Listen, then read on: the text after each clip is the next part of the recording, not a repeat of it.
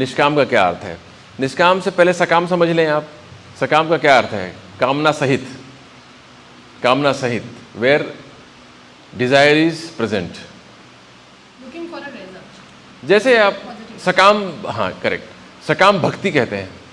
सकाम भक्ति का क्या अर्थ है? भगवान, एग्जाम आ गए हैं, 10th के एग्जाम शुरू हो रहे हैं, एग्जाम अगर आपने पास करा दिया मुझे तो मैं आपको 2 किलो लड्डू चढ़ाऊंगा, या फिर इस मंदिर के जीर्णोद्धार के लिए 5,000 रुपये अंशदान करूंगा, या इसकी साफ सफाई में श्रमदान करूंगा चारों तरफ। तो ये क्या है?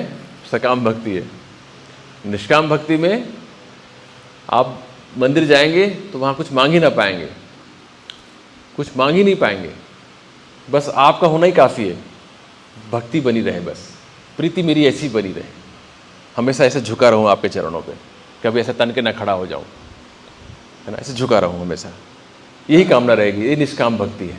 स्वामी विवेकानंद को कहा था रामकृष्ण ने, जाओ मांग लो, काली बैठी है, सिद्ध काली है, और इसका प्रमाण मैं स्वयं हूँ, जाओ मांगो, जो मांगोगे मिल जाएगा। तुम्हें बेरोजगारी है ना, घर में खाने को नहीं है ना, जाओ मांग लो, साक्षात काली बैठी हुई है। और रामकृष्ण जब बोलते थे तो अकाट्य सत्य की तरह बोलते थे किसी भी चीज़ को, तो उसमें कोई संशय करने वाली बात ही नहीं थी, मतलब मांगे मतलब मिलना तय है। विवेकानंद जाते हैं उनके सामने में बैठते हैं आसन लगा के,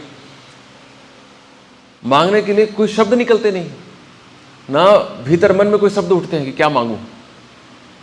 3 बार ऐसा होता है, मांग ही नहीं पाते हैं वो। उनको लगता है इतना छिछला हो गया हूं मैं ये संसार की चीजें मांगूंगा, मतलब अपनी दुर्बुद्धि स्पष्ट दिखाई पड़ती है। ये है निष्काम भक्ति। वो प्रणाम करके आ जाते हैं, बस आपकी दया दृष्टि बनी रहे, कुछ नहीं चाहिए आपसे, आप बस ऐसे मुझे प्रेम बरसाती रहे, आपका प्रेम चाहिए, मेरी आपके प्रति भक्ति बनी रहे, ठीक है ना। भक्ति का क्या अर्थ होता है? ईश्वर के प्रति प्रेम को भक्ति कहते हैं। श्रद्धापूर्वक ईश्वर के प्रति प्रकट किया गया प्रेम भक्ति कहलाता है। भक्ति कई रूप है, मतलब प्रेम के कई रूप होते हैं ना। जब गुरुजनों के प्रति आप प्रेम प्रकट करते हैं तो उसे श्रद्धा कहते हैं, ईश्वर के प्रति करते हैं तो उसी प्रेम का नाम भक्ति हो जाता है, ठीक है ना। तो ये है निष्काम भक्ति, समझ में आ गया ना।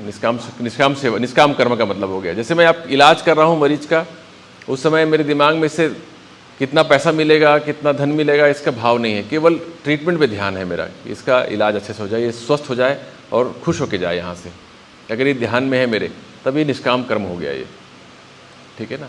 और मैंने कहा जैसे कि अपॉइंट किया हुआ है मुझे, ये जो मेरे हाथों में शिफा दी है विधाता ने मरीजों को ठीक करने की, और उसका मैं केवल इनके लिए सदुपयोग करना चाहता हूँ, ऐसे भाव के साथ में मैं कर्म कर रहा हूँ, तो ये निष्काम सेवा हो गई।